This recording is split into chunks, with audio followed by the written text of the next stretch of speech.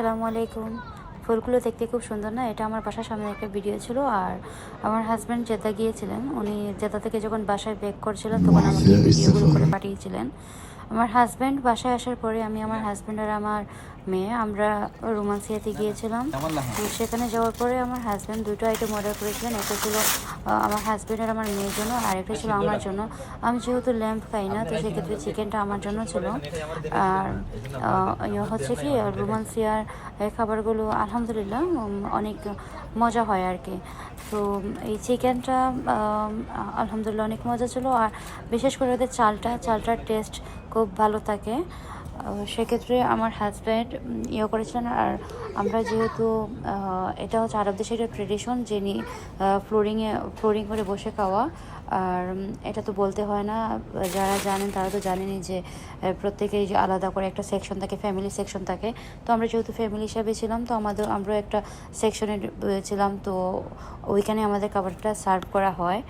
তো আমি আসলে বলতে পারবো না যে নাম দুটো কী ছিল, কিন্তু মোস্ট অফ দ্য টাইম এটা আমি হাঙ্গারা স্টেশন থেকে বাসায় অর্ডার করে আনি। আবার আমরা রোমান্সিয়াতে গিয়েও খাই বা বিভিন্ন রেস্টুরেন্টও যাই, অ্যারাবিক রেস্টুরেন্টও যাই।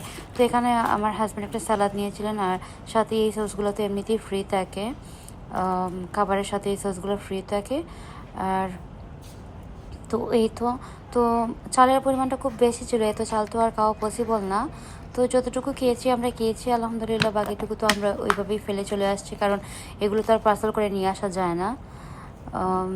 যাই হোক, তো তারপর এখানে খাওয়া দাওয়া শেষ করে আমি, আমার হাজব্যান্ড, আমার মেয়ে আমরা একটু শপিংয়ে গিয়েছিলাম। কিন্তু আমি আসলে ওইভাবে ভিডিও নেইনি বা আমার ভিডিও করার কোনো ইচ্ছেই ছিল না। এগুলো আমি ছোটো ছোটো ক্লিপ নেই আমাদের মেমোরিজ হিসাবে। তো প্লিজ আপনারা আমার চ্যানেলটা সাবস্ক্রাইব করবেন অ্যান্ড ভিডিওগুলো যখন আপলোড হয় তখন দেখবেন। আর এটা ছিল রাত্রে, মেয়েকে আমি এগুলো করে দিয়েছিলাম। তো বাসায় আসার পরে যখন আমরা রাত্রে ঘুমাতে যাই, তখন আমার হাজব্যান্ড একটা অ্যাকাউন্টে টাকা ট্রান্সফার করছিলেন, মানে রিয়াল আর কি। তো আমাদের মেয়েকে বললেন যে ওনাকে অ্যাকাউন্ট নাম্বার বলে দেওয়ার জন্য। তো মেয়ের আস্তে ধীরে ওর বাবাকে অ্যাকাউন্ট নাম্বার বলছিল। এটা নিয়ে আমি আমার হাজব্যান্ড একটু হাসাহাসি করছিলাম। আমি আর আমার হাজব্যান্ড হাসাহাসি করার কারণ মূলত এটা ছিল যে ছোট্ট মেয়েটা কত বড় হয়ে যাচ্ছে মাশাআল্লাহ।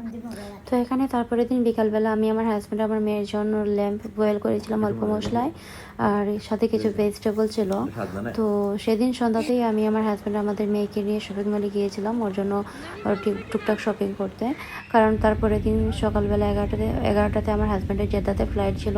আমরা একটা নতুন গাড়ি নিয়েছিলাম, তো ওইটারই ডেলিভারি দেওয়ার জন্য আমার হাজব্যান্ডের কাছে কল আসে, যেটা রিসিভ করার জন্য ওনাকে জেদ্দা যেতে হয়েছিল। আর সেই সাথে আমার বোনও বাংলাদেশ থেকে আসবে, কিন্তু আনফর্চুনেটলি ও আসতে পারেনি। কিসের জন্য আসতে পারেনি সেটা জানার জন্য আপনাদেরকে পরবর্তী ভিডিও দেখতে হবে। আসসালামু আলাইকুম।